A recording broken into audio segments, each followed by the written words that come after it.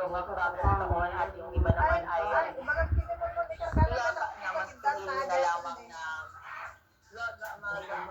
yung mga bagay na alam na magdudulot po ng kapahamakan sa bawat isa. At syempre mga kabombo, panibagong taon na naman po, panibagong mga pagsubok na naman po ang ating makakaharap ngayong taon at wala po tayong ibang hiling ngayong taon na kundi maging masaya at maging or ma-solve lahat ng mga problems natin na darating sa atin. At syempre, gusto ko rin pong kamustahin ang mga weather conditions po natin dyan.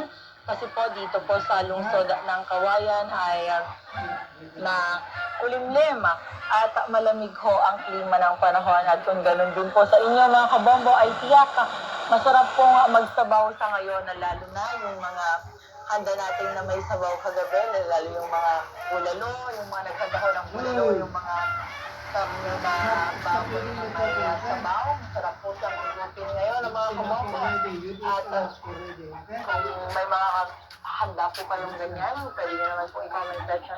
Comment dito sa ating pong comment section. Nang sa ganun ay matangham naman po kami ng kabombo nyo. At Lulit nyo ka daw. Bakit ka doon?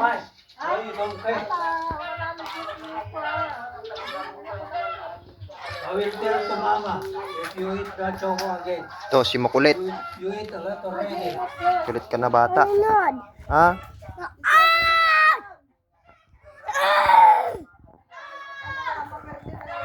Sira yung remote.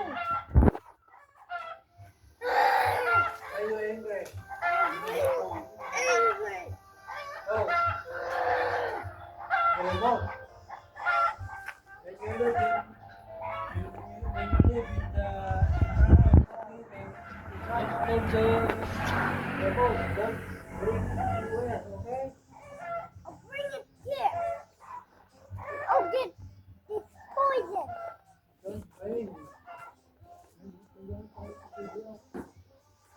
You will damage the remote if you